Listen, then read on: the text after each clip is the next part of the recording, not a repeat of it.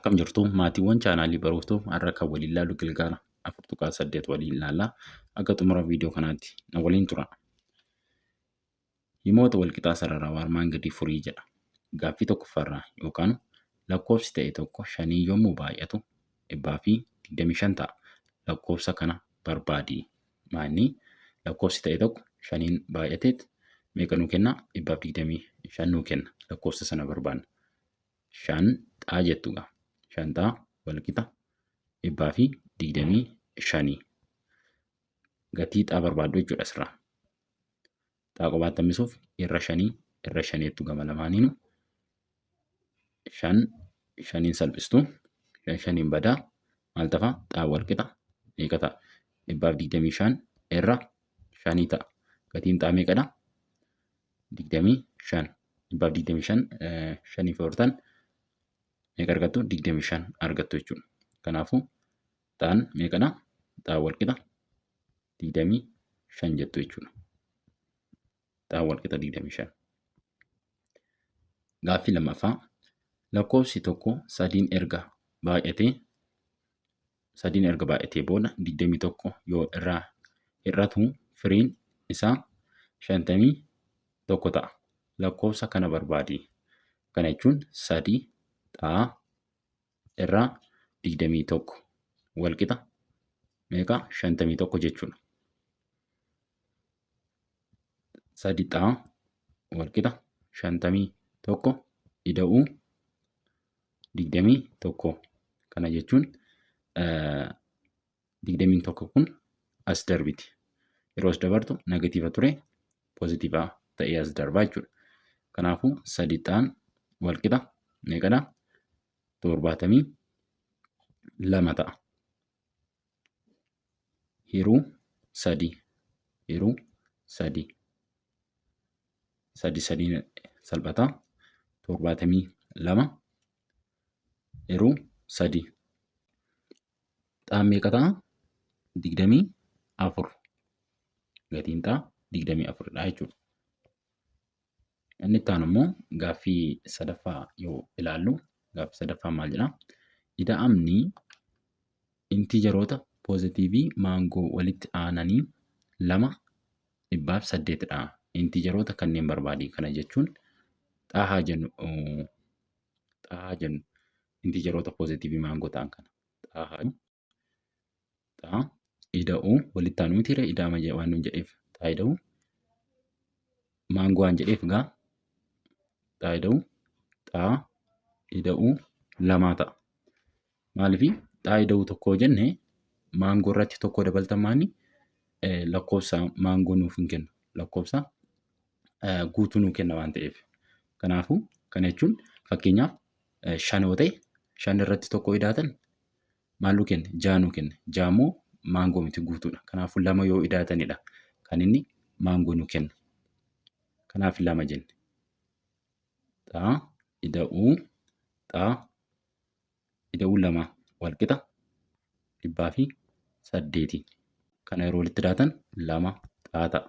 2 xaa walqixa 8 hir'isuu 2 jenna. Maaliif ishiin kun as yeroo dabartu hir'isuudhaan as dabarte jechuudha.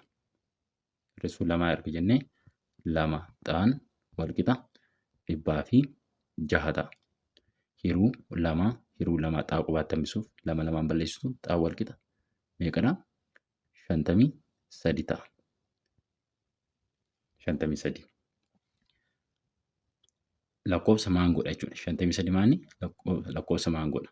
53 irrattis 2 yoo idaatan maanni 53. Xaa ida'uu 2 innis illee akkasuma lakkoofsa maangoo nu kenna. 50 meeqa? 55. 55is maangoodha jechuudha. Kanaafuu yeroo walitti daatan meeqa daree? Kun yoo mirkaneeffachuuf jechuudha. 53 ida'uu 55. Kun meeqa? 8 kana si gadi yeroo itti laatan meeqadha? 8 nuu kenne jechuudha. Kanaafuu inni hojjenne sirriidha. Gaaffii arfaffaa ilaallu. Mee barattoonni barnoota herreegaa daree tokko keessatti barachaa jiranii 40 haa jennu. Baay'inni barattoota shamarranii dachaa 3 baay'ina barattoota dhiiraati. Baay'inni barattoota shamarranii fi dhiiraa daree kana keessa jiranii barbaadi.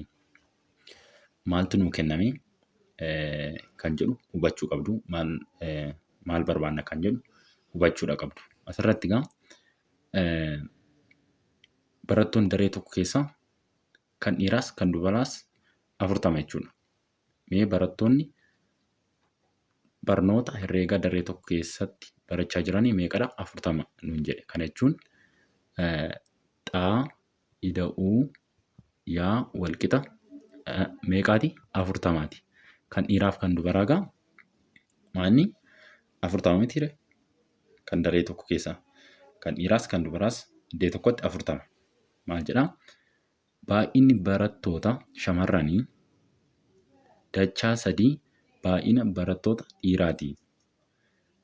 Baay'inni shamarranii jechuudha. Dachaa 3 ta'ee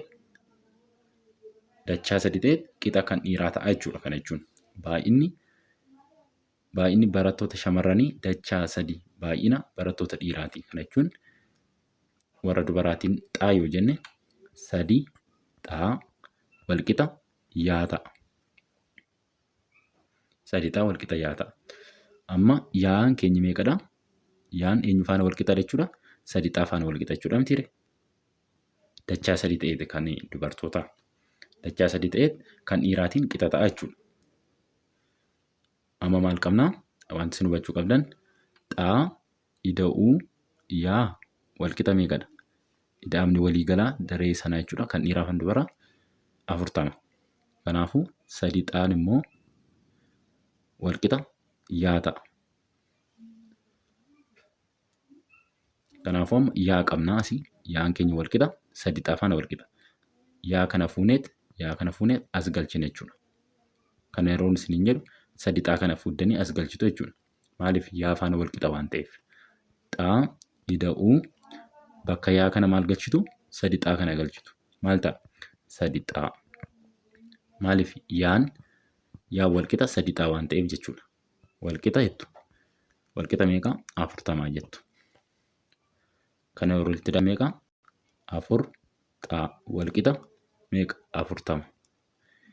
Xaa qubaatti hambisuun meeqadha? Hiruu 4 jettu. 4 4 badaa. Xaan walqixa meeqa ta'a? 40 hiruu 4 walqixa xaa meeqa argattu jechuudha? Xaan walqixa 10. Gatiin xaa 10.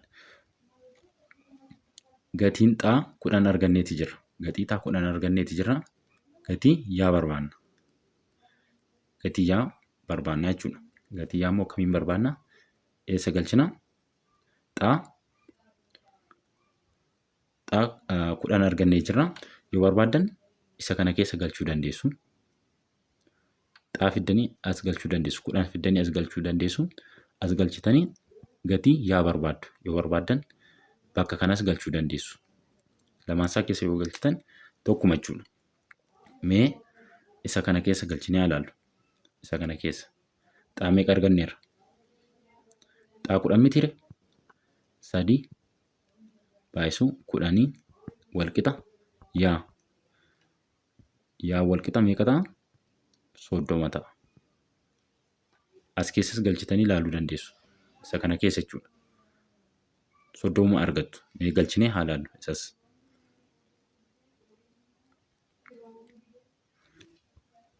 Maal gootu? Xaa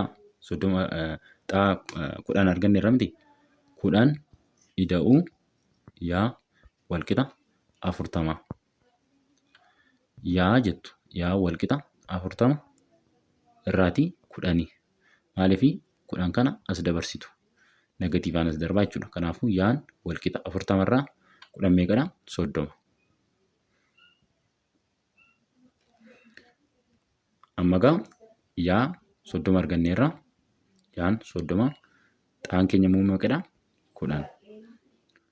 Xaan 10 jechuudha. Maal gootu egaa mirkaneessuuf maal gootu? Xaa ida'uu yaa walqixa 40 jettu. Kanaaf xaan keenya meeqa? 10. Yaan keenya meeqa? 30. Walqixa 40. 40